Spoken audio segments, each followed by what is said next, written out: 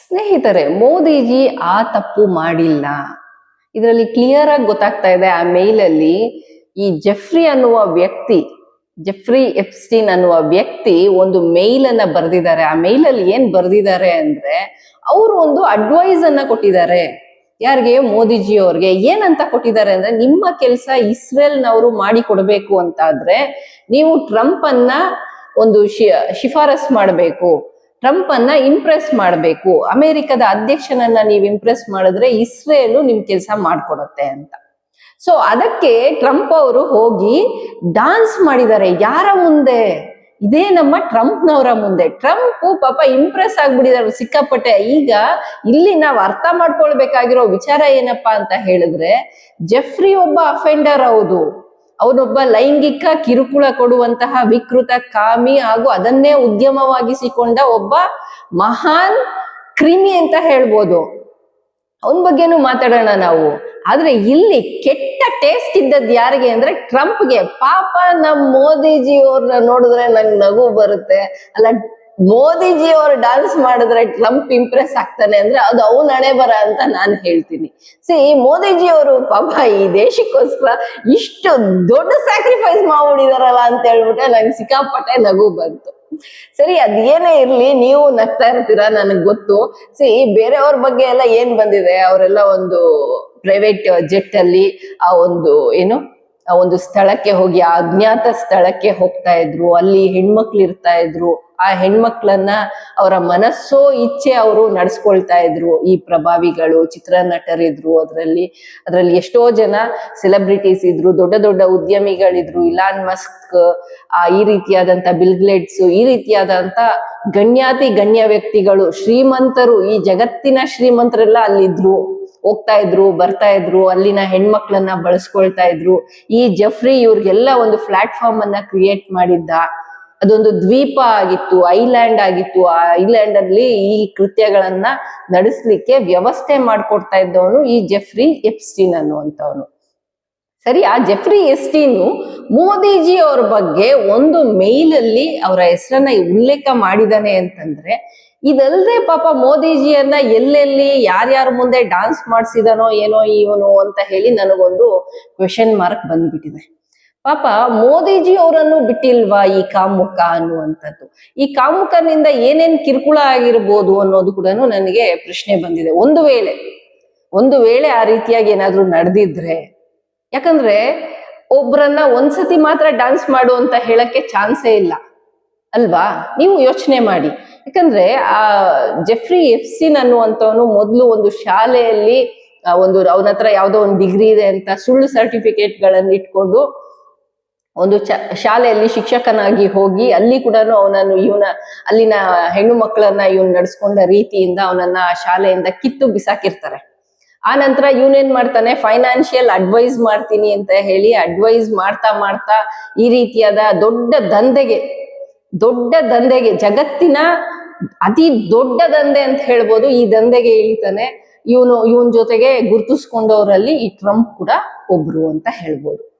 ಈ ಟ್ರಂಪ್ಗೆ ಏನೆಲ್ಲ ಆಸೆಗಳಿವೆ ಅನ್ನುವಂಥದ್ದನ್ನ ಅರ್ಥ ಮಾಡ್ಕೊಂಡ ಜೆಫ್ರಿ ಮೋದಿಜಿಯನ್ನು ಕೂಡ ಏನಾದ್ರೂ ಸಪ್ಲೈ ಮಾಡ್ಬಿಟ್ರ ಡಾನ್ಸ್ ಮಾಡಕ್ಕೆ, ಅಷ್ಟೇ, ಬೇರೇನಲ್ಲ ಅಂತ ನನಗನ್ನಿಸ್ತು. ನಿಮ್ಗೇನ್ ಅನ್ಸತ್ತೆ ಅನ್ನೋದನ್ನ ನೀವು ಕಮೆಂಟ್ ಬಾಕ್ಸ್ ಅಲ್ಲಿ ತಪ್ಪದೆ ತಿಳಿಸ್ಬೇಕು. ನನಗಿದು ಸ್ವಲ್ಪ ನಗು ಕೂಡ ತರಿಸ್ತು. ಅಲ್ಲ, ಅಲ್ಲಿ 12 ವರ್ಷದ ಒಂದು ಪುಟ್ಟ ಮಕ್ಕಳನ್ನು ಕೂಡ ಇಟ್ಕೊಂಡು, ಎಲ್ಲಾ ವಯಸ್ಸಿನ ಹೆಣ್ಮಕ್ಳನ್ನ ಇಟ್ಕೊಂಡು ದಂಧೆ ನಡೆಸ್ತಾ ಇದ್ದಂತಹ ಜೆಫ್ರಿಗೆ ಮೋದಿಜಿ ಹತ್ರ ಆತರ ಒಂದು ಅಪೀಲ್ ಏನ್ ಕಾಣಿಸಿರ್ಬೋದು? ಆ ರೀತಿಯಾಗಿ ಮೋದಿಜಿಯನ್ನ ನೋಡಿ ಇಂಪ್ರೆಸ್ ಆಗುವಂತದ್ದು ಏನಿತ್ತು? ಮೋದಿಜಿಯನ್ನ ಯಾಕೆ ಡಾನ್ಸ್ ಮಾಡಕ್ ಹೇಳ್ದ? ಮೋದಿಜಿಯನ್ನ ಬರೀ ಡಾನ್ಸ್ ಮಾಡಕ್ಕೋಸ್ಕರ ಬಳಸ್ಕೊಂಡಿದ್ದಾನ ಜೆಫ್ರಿ? ಬೇರೆ ಇನ್ನೇನಕ್ಕಾದ್ರೂ ಬಳಸ್ಕೊಂಡ್ಬಿಟ್ನ ಅಂತ ಹೇಳಿ ಕೂಡ ನನಗೆ ಸಿಕ್ಕಾಪಟ್ಟೆ ಅನುಮಾನಗಳು ಕಾಡ್ತಾನೆ ಇವೆ. ಆ ಮೇಲ್ ಅನ್ನ ಓದಿದ್ಮೇಲೆ ಎಲ್ರು ಏನಂತ ಮಾತಾಡ್ತಾ ಇದ್ದಾರೆ ಅಂದ್ರೆ, ಇವತ್ತು ದೇಶದಲ್ಲಿ ಯಾಕೆ ಮೋದಿಜಿ ಜೆಫ್ರಿ ಜೊತೆಗೆ ಸಂಬಂಧ ಇಟ್ಕೊಂಡಿದ್ರು ಅನ್ನುವಂತಹ ಈ ಆರೋಪದ ಬಗ್ಗೆ ಮಾತ್ರ ಡಿಸ್ಕಸ್ ಮಾಡ್ತಾ ಇದ್ದಾರೆ. ಒಂದು ವೇಳೆ ಜೆಫ್ರಿ ಜೊತೆಗೆ ಮೋದಿಜಿ ಸಂಬಂಧ ಅಂದ್ರೆ ಅವರ ಒಂದು ಪರಿಚಯ ಇತ್ತು ಅಂತ ಆದ್ರೆ, ಮೋದಿಜಿಯನ್ನ ಯಾವುದಕ್ಕೆ ಬಳಸ್ಕೊಂಡ ಇವನು? ಮೋದಿಜಿ ಅಡ್ವೈಸ್ ಮಾಡಿದಿಂದ ಅವರು ಡಾನ್ಸ್ ಮಾಡಿದ್ರು ಅಂತ ಹೇಳಿದ್ರೆ ಎಲ್ಲೆಲ್ಲಿ ಮೋದಿಜಿ ಅವರ ಕೈಯಲ್ಲಿ ಡಾನ್ಸ್ ಮಾಡಿಸ್ದ ಅನ್ನೋದು ಕೂಡ ಪ್ರಶ್ನೆ. ಎನಿವೇಸ್, ಒಂದು ವಿಚಾರ ಅಂತೂ ನಾವು ಖುಷಿ ಪಡ್ಬೇಕು, ಯಾಕಂದ್ರೆ ನಮ್ ಕೆಲಸ ಮಾಡ್ಕೊಟ್ಟಿದ್ದಾರೆ ಇಸ್ರೇಲ್ನವರು ಅಂತ. ಆದ್ರೂ ಈ ರೀತಿಯಾದ ನಮ್ಮ ಮೋದಿಜಿ ಈ ರೀತಿಯಾದ ಒಂದು ಕೀಳು ಮಟ್ಟಕ್ಕೆ ಇಳಿಬೇಕಿತ್ತ ಅಂತ ಕೂಡ ಅನ್ಸುತ್ತೆ. ನಮ್ಮ ದೇಶದ ಘನತೆ ಗೌರವ ಎಲ್ಲಿಗೆ ಬಂದು ನಿಂತ್ಕೊಳ್ಳುತ್ತೆ? ಮೋದಿಜಿ ನಮ್ಮ ದೇಶದ ಪ್ರಧಾನ ಮಂತ್ರಿ ಅವರು ಹೋಗಿ ಇನ್ನೊಂದು ದೇಶದ ಪ್ರೆಸಿಡೆಂಟ್ ನ ಎದುರು ಡಾನ್ಸ್ ಮಾಡೋದ್ರಿಂದ ಅವ್ರು ಇಂಪ್ರೆಸ್ ಆಗ್ತಾರ ಅನ್ನುವಂಥದ್ದು ಒಂದು ಯಕ್ಷ ಪ್ರಶ್ನೆ ಆಗ್ಬಿಟ್ಟಿದೆ ನನಗೆ. ಸಿಕ್ಕಾಪಟ್ಟೆ ನಗುನು ಬಂತು. ಪ್ರಧಾನಿಗಳ ಕೆಲಸ ಇಷ್ಟು ಈಸಿನಾ? ಅದು ಅವ್ರ ಡಾನ್ಸ್ ನೋಡಿ ಇವ್ರು ಖುಷಿ ಪಟ್ರ. ಆ ಖುಷಿಗೆ ಒಂದ್ ಕೆಲ್ಸನೇ ಆಗೋಯ್ತಾ?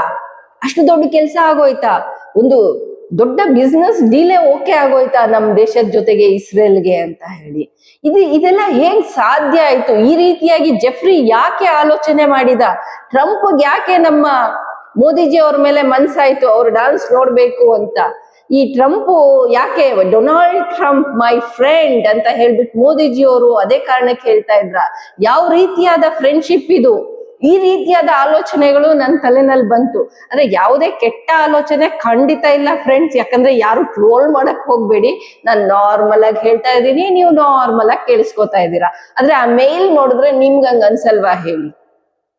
ನಮ್ ಮೋದಿಜಿ ಮೇಲೆ ಈ ಟ್ರಂಪ್ ಕೆಟ್ಟ ಕಣ್ಣು ಇಟ್ಬಿಟ್ಟಿದ್ದಾನೆ ಅಂತ ಅನಿಸ್ತಾ ಇಲ್ವಾ? ನಮ್ ಮೋದಿಜಿನ ಈ ರೀತಿಯಾಗೆಲ್ಲ ಒಬ್ಬ ಬೇರೆ ದೇಶದ ಪರದೇಸಿ ಈ ರೀತಿಯ ಕಣ್ಣು ಹಾಕೋದು ಸರಿನಾ? ಮೋದಿಜಿ ಮೇಲೆ ಈ ರೀತಿಯಾದ ಆಸೆ ಆಕಾಂಕ್ಷೆಗಳನ್ನ ಬೆಳೆಸ್ಕೊಂಡಿದ್ದಾನಲ್ಲ ಅವನು ಟ್ರಂಪ್ ಅಂತ ಹೇಳಿ ನನಗೆ ತರ ಬೇಜಾರಾಗೋಯ್ತು. ನಿಮಗೆ ಬೇಜಾರಾಯ್ತಾ? ಅಥವಾ ಇದು ಈ ರೀತಿಯಾಗಿ ಏನಾದ್ರು ಇರ್ಬೋದು ಅಂತ ಅನಿಸ್ತಾ ಇದ್ಯಾ? ಬರೀ ಟ್ರಂಪ್ ಮುಂದೆ ಮಾತ್ರ ಡಾನ್ಸ್ ಮಾಡಿರ್ಬೋದು ಅಂತ ಅನಿಸ್ತಾ ಇದ್ಯಾ? ಇನ್ನೂ ಎಲ್ಲಾದ್ರೂ ನಮ್ಮ ಮೋದಿಜಿನ ಎಕ್ಸ್ಪ್ಲಾಯ್ಟ್ ಮಾಡ್ಬಿಟ್ಟಿದ್ದಾರೆ, ಶೋಷಣೆ ಮಾಡ್ಬಿಟ್ಟಿದ್ದಾರೆ ಈ ಜೆಫ್ರಿ ಎಪ್ಸ್ಟೀನ್ ಅನ್ನೋರು ಅಂತ ಅನಿಸ್ತಾ ಇದ್ಯಾ? ಮಾಡಿರ್ಬೋದು ಅಂತ ಅನಿಸ್ತಾ ಇದ್ಯಾ? ಏನಾಗಿರ್ಬೋದು ಅನ್ನೋದ್ರ ಬಗ್ಗೆ ನೀವುಗಳು ಹೆಚ್ಚು ಹೆಚ್ಚು ಕಮೆಂಟ್ ಮಾಡ್ಬೇಕು. ಯಾಕಂದ್ರೆ ಹ್ಯೂಮನ್ ಟ್ರಾಫಿಕಿಂಗು ಇದೆಲ್ಲ ನಾವು ಕೇಳ್ತಾನೆ ಇರ್ತೀವಿ. ಅಂದ್ರೆ ಏನು ಮಕ್ಕಳನ್ನ ಕದ್ಕೊಂಡು ಹೋಗಿ ಯಾವುದೋ ಒಂದು ಲೈಂಗಿಕ ದೌರ್ಜನ್ಯದ ಚಟುವಟಿಕೆಗಳಲ್ಲಿ ಬಿಟ್ಬಿಡೋ ಅಂತದ್ದು, ಯಾವುದೋ ದಂಧೆಗಳಲ್ಲಿ ಬಿಡೋದು, ಭಿಕ್ಷೆ ಬೇಡಕ್ಕೆ ಬಿಡೋ ಅಂತದ್ದು, ಆರ್ಗನ್ಸ್ ಅನ್ನ ಅಂದ್ರೆ ಕಿಡ್ನಿ, ಹಾರ್ಟು, ಏನೇನೋ ಬೇಕಾಗಿರೋದನ್ನೆಲ್ಲ ಕದ್ಕೊಳ್ಳೋ ಅಂತದನ್ನೆಲ್ಲ ಕೇಳಿದೀವಿ. ಆದ್ರೆ ಈ ದೇಶದ ಪ್ರಧಾನಿಗಳನ್ನೇ ಬೇರೆ ದೇಶದ ಪ್ರೆಸಿಡೆಂಟ್ ಅನ್ನ ಇಂಪ್ರೆಸ್ ಮಾಡೋದಕ್ಕೋಸ್ಕರ ಇನ್ನೊಬ್ಬರ ಮುಂದೆ ಡಾನ್ಸ್ ಮಾಡು, ನಿನ್ ಕೆಲ್ಸ ಆಗತ್ತೆ ಅಂತ ಹೇಳಿ ಏನು ಒಂದು ಸ್ಟ್ರಾಟಜಿಸ್ಟ್ ಎಪ್ಸ್ಟೀನ್ ಐಡಿಯಾ ಕೊಟ್ಬಿಟ್ರ ಮೋದಿಜಿ ಅವ್ರಿಗೆ ಅಂತ ಹೇಳಿ ನನಗನ್ನಿಸ್ತು. ನಾನು ಹೇಳಿದೀನಿ. ಆದ್ರೆ ಇದ್ಯಾವುದು ಆಗಿಲ್ದೇ ಇರ್ಲಿ ಅನ್ನೋದೇ ನನ್ನ ಒಂದು ಮಹದಾಶಯ. ಜೊತೆಗೆ ನಮ್ಮ ದೇಶದ ಪ್ರಧಾನಿಗಳಿಗೆ ಈ ರೀತಿಯಾದ ಒಂದು ಪರಿಸ್ಥಿತಿ ಬರಬಾರ್ದಿತ್ತು ಅನ್ನುವಂಥದ್ದು. ಆ ಕೆಟ್ಟ ಕಣ್ಣಿರುವಂತಹ ಟ್ರಂಪ್ ಕಣ್ಣು ಬಿದ್ದೋಗ ಅಂತ ಹೇಳ್ತಾ ಈ ವಿಡಿಯೋ ಇಷ್ಟ ಆಗಿದ್ರೆ ಲೈಕ್ ಮಾಡಿ, ಶೇರ್ ಮಾಡಿ, ಕಮೆಂಟ್ ಮಾಡಿ and don't forget to subscribe my YouTube channel Shailaja Amarnath. ವಿಶೇಷ ವಿಶ್ಲೇಷಣೆಗಾಗಿ ಶೈಲಜಾ ಅಮರ್ನಾಥ್ ಅನ್ನ ಸಬ್ಸ್ಕ್ರೈಬ್ ಮಾಡಿ ಅಂತ ಹೇಳ್ತಾ thank you for watching this video. Thank you friends.